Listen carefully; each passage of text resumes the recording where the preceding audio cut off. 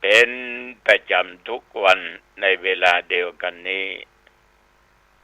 และก็ทางสถานีวิทยุแห่งนี้อาตมาภาพตุเจ้าวัดหนองตองหางดงจังหวัดเชียงใหม่ตื่นเช้านะแล้วก็เมื่อถึงเวลาก็พบยมในรายการปกิณกะธรรมะเป็นจะได้พ้องญาติโยมพอออกไม่ออกอยู่สุขสบายดีบ่การทำมาหากินเป็นจังหือปัจจัยอย่างเขาจะมาบ่นให้ฟังปีนี้แย่นื้อตุลุงนื้อหลวงพ่อนื้อเศรษฐกิจบัคอะละนี่หรอใหญ่ๆจะให้ทุกเจ้าช่วยอย่างใดทุกสิ่งทุกอย่างในญาติโยมอัตตาหิอัตโนนาโถตนแลเป็นที่พึ่งของตนอันยังก็ถึงช่วยบ่ได้ตราบใดที่เฮาบ่ช่วยตัวเก่ามันจะต้องเอาตัวเองเป็นหลักเอาตัวเองนั่นนะเป็นผู้ช่วยตัวเองคนอื่นนั่นเหรอยากหน่อยไปหวังปึ่งอันนั้นปึ่งอันนี้ก็แบบลมๆแรงๆยมลองสังเกตดูเนาะขอโทษนะใกล้วันหวยจะออกมีก็เกจิอาจารย์อันนั้นก็เด็ดอันนั้นก็เด็ดอันนั้นก็เด็ดอันนั้นก็เด็ดบางที่สุดจะเป็น200-300เกจิเด็ดไปเรียบร้อยโยมทั้งหลายฉะนั้นจะไปหูเบาจะไปเชื่อง่ายยังก็ตามถ้าตัวเองไปเชื่อมั่นตัวเองเนี่ยมันไปบ่รอดอันนี้ฝากเนอะเอาละเอามาไหว้พระสวดมนต์เอาพระรัตนตรัยแก้วเจ้าสามประการเป็นที่พึ่งดีกว่าเนาะอันเนอะตั้งใจว่าพร้อมกันไปพุทโธเมนาโถขอเอาพระพุทธเจ้าเป็นที่พึ่งอันประเสริฐของข้าพเจ้าธัมโมเมนาโถขอเอาพระธรรมเป็นที่พึ่งอันประเสริฐของข้าพเจ้าสังโฆเมนาโถขอเอาพระสงฆ์เป็นที่พึ่งอันประเสริฐของข้าพเจ้านะโมตัสสะภะคะวะโตขอนอบน้อมแด่พระผู้มีพระภาคเจ้าพระองค์นั้นอรหัตโตซึ่งเป็นผู้ไกลจากกิเลสสัมมาสัมพุทธัสสะตรัสรู้ชอบได้โดยพระองค์เองนะโมตัสสะภะคะวะโตขอนอบน้อมแด่พระผู้มีพระภาคเจ้าพระองค์นั้นอรหัตโตซึ่งเป็นผู้ไกลจากกิเลสสัมมาสัมพุทธัสสะตรัสรู้ชอบได้โดยพระองค์เองนะโมตัสสะภะคะวะโตขอนอบน้อมแด่พระผู้มีพระภาคเจ้าพระองค์นั้นอรหัตโตซึ่งเป็นผู้ไกลจากกิเลสสัมมาสัมพุทธัสสะตรัสรู้ชอบได้โดยพระองค์เองพุทธังสรณังคัจฉามิธัมมังสรณังคัจฉามิสังฆังสรณังคัจฉามิทุติยัมปิพุทธังสรณังคัจฉามิทุติยัมปิธัมมังสรณังคัจ ชามิตุติยัมปิสังฆังสรณังคัจฉามิตติยัมปิพุทธังสรณังคัจฉามิตติยัมปิธัมมังสรณังคัจฉามิตติยัมปิสังฆังสรณังคัจฉามิอิติปิโส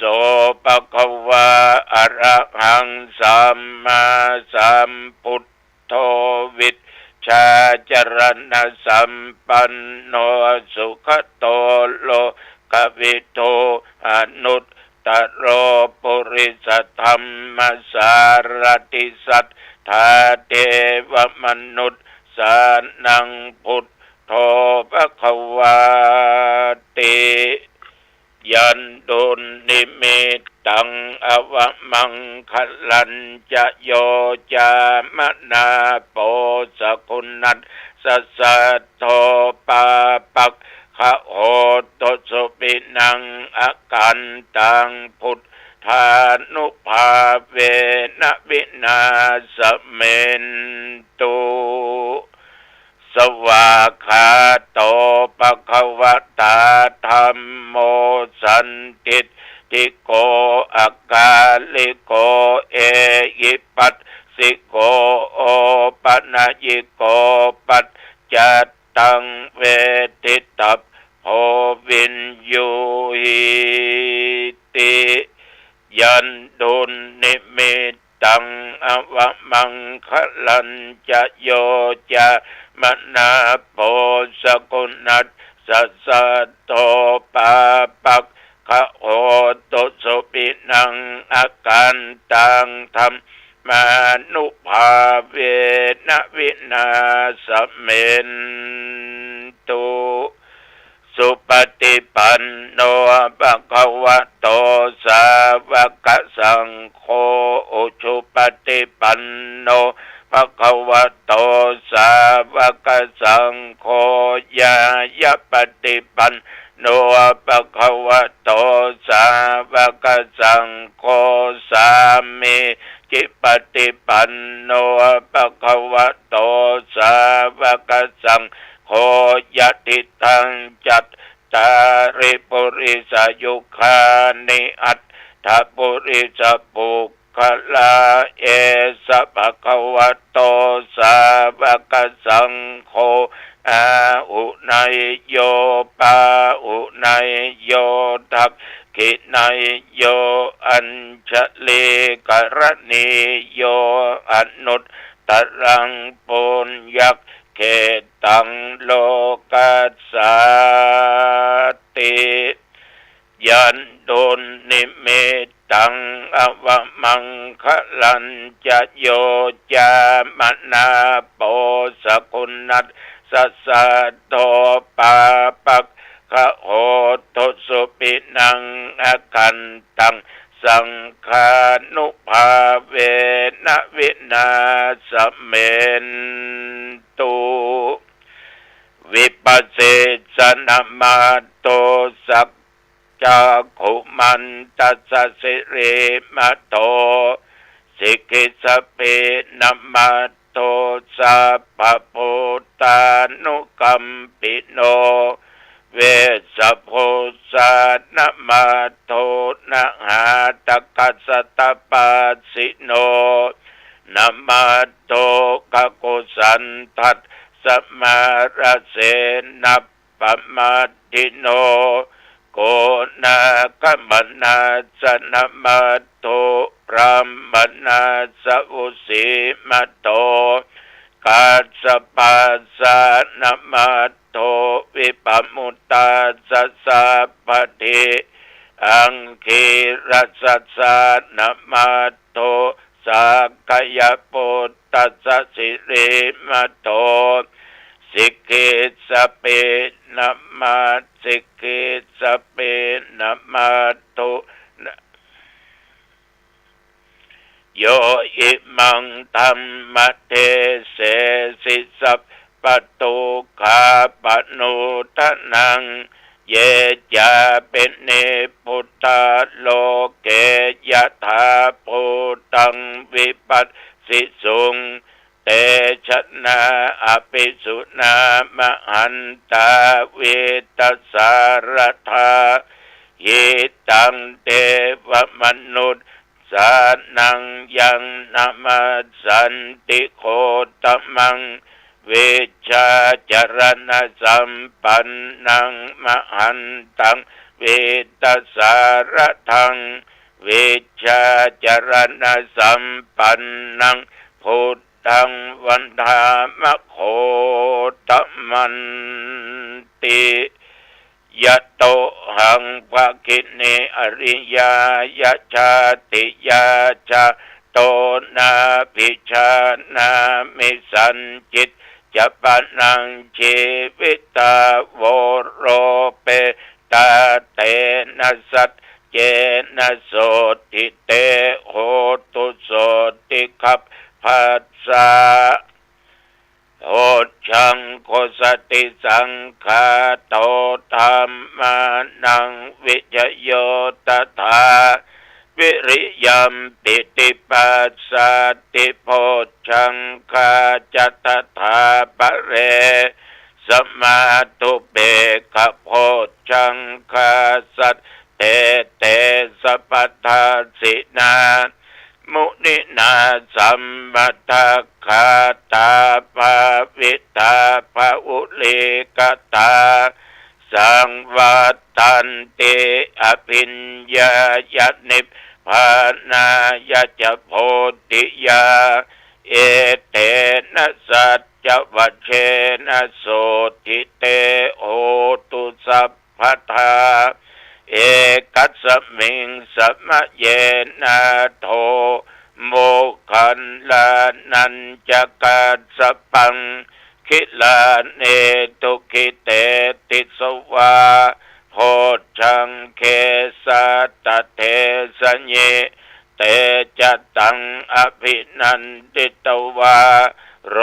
คามุตจิงสุตังคะเนเอเตนะสัจจวัชเชนะโสติเตโหตุสัพพทาเอกทาธรรมราชาปิเขลันเยนะภิปิริโตจุนทัตเถเรนะตันเยวะพนาเปตวานาสัทธรังสัมโมติตวาจะอาภาธาธัมมาพุทธาสิทานะโสเอเตนะสัจจวัชเชนะโสติเตโหตุสัพพทาปะอินาเตจะอภาธาตินนันนัมปิมะเยสินังมัคคาหัตถกิเลสาวะปัตตานุปติธัมมตังเอเตนะสัจจวัชเชนะโสติเตโหตุสัพพทาภวตุสัพพมังคลังรักขันตุสัพพเทวตา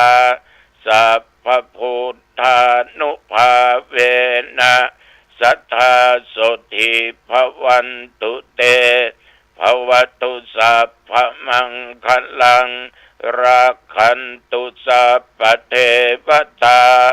สัพพธัมมานุภาเวนะสัทธาโสติภวันตุเตภวตุสัพพมังคลังรักขันตุสัพพเทวตาสัพพสังฆานุภาเวนะสัทธาโสติภวันตุเต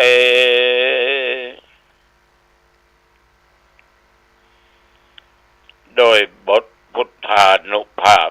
ธรรมานุภาพสังฆานุภาพบทสาธยายบนอันศักดิ์สิทธิ์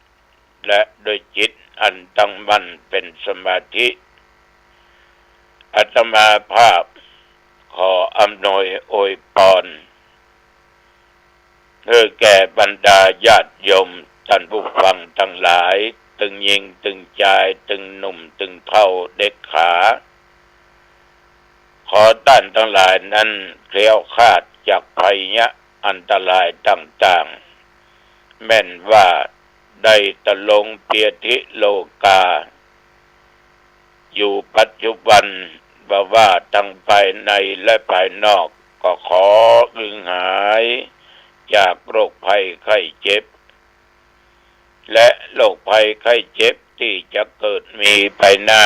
อย่าได้มากำมากายขอศรัทธาพ่อแม่พี่น้องอยู่เย็นเป็นสุขมีโภคทรัพย์สมบัติมีสติมีปัญญาขึ้นอันใดสมปรารถนา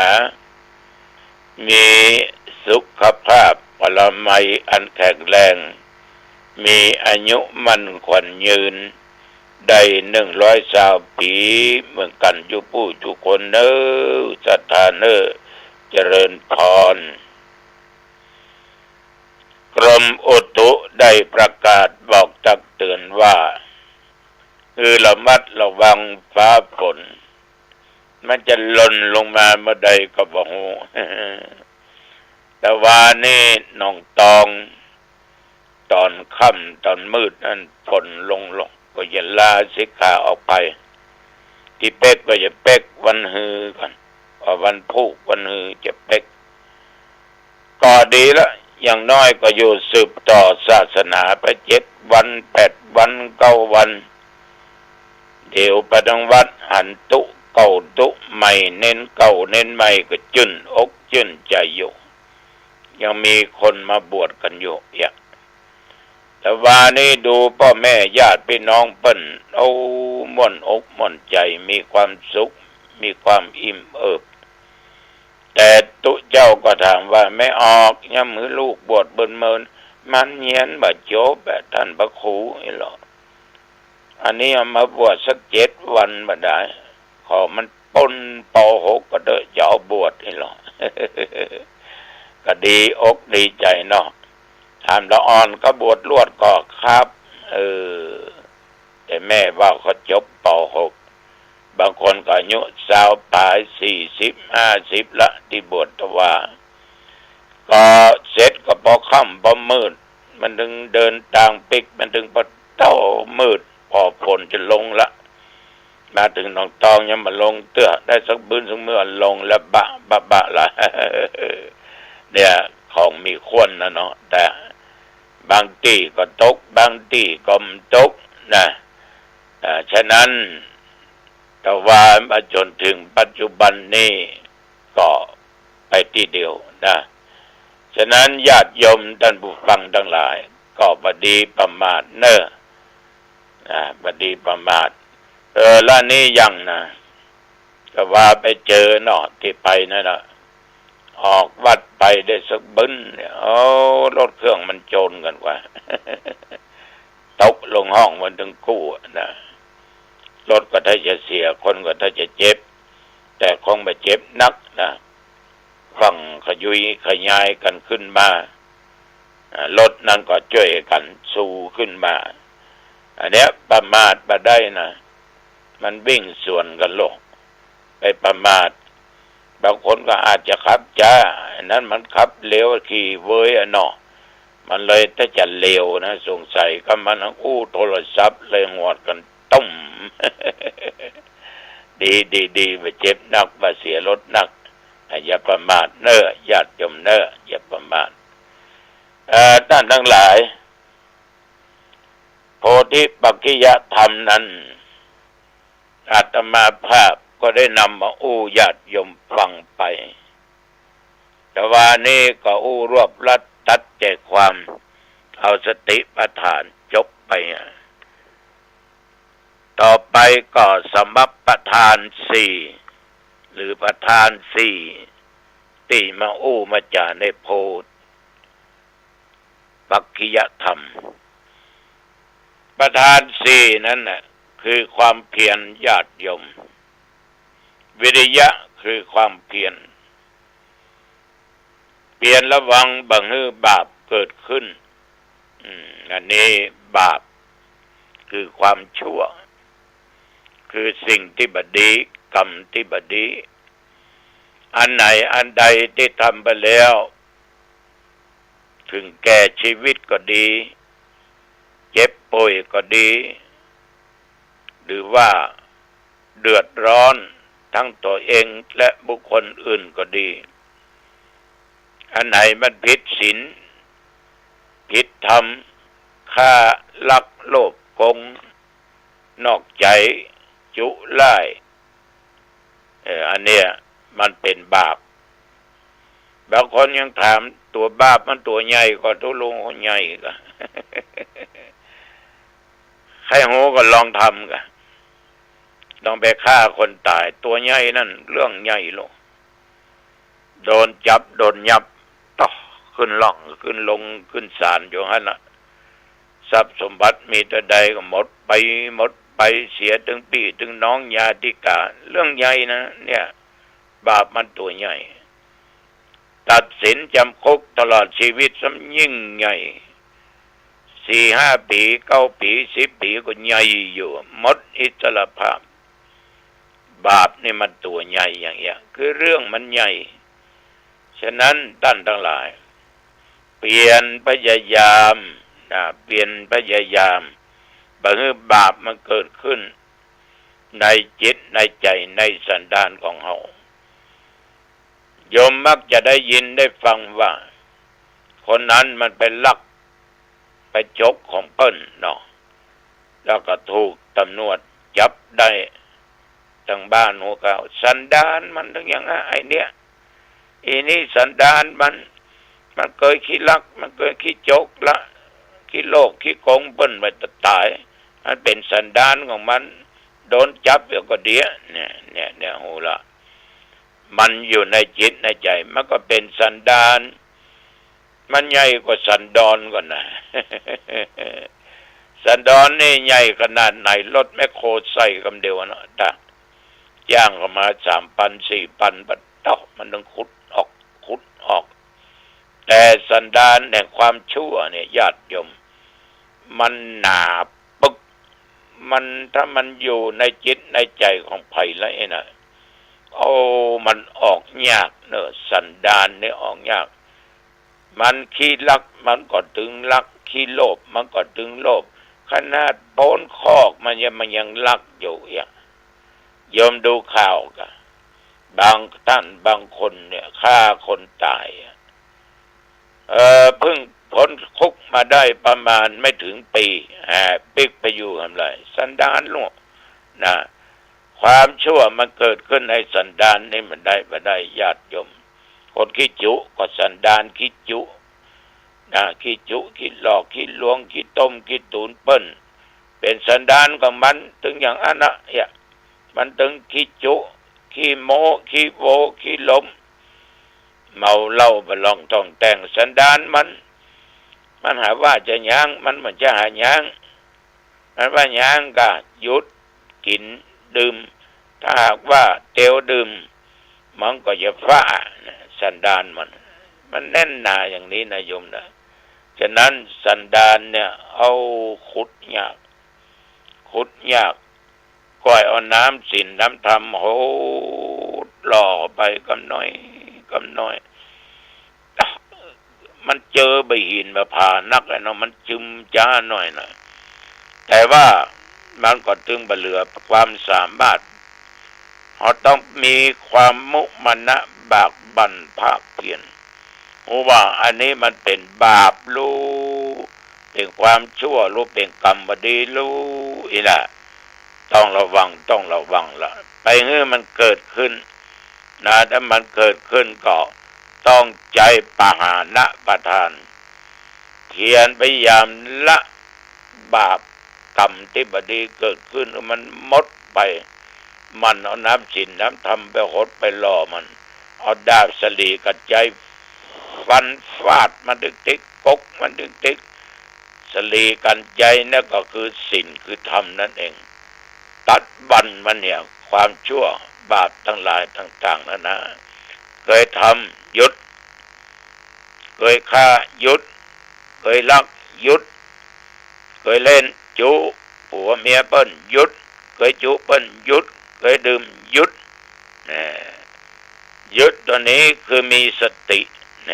มีสติขาดบ่ได้สติญาติโยมต้องมีสติและมีปัญญาแปลว่าความรอบรู้ต้องใช้ดาบตัวปัญญาคมกิบเนี่ยฟันมันได้อันไหนมันเป็นบาปอันไหนมันเป็นความชั่ว ฟันมันได้พยายามละมันโละมันทิ้งมันล้างมันหมดล้างมันเนี่ยนะล้างบาปออกไปแล้วหาแต่บุญญาติโยม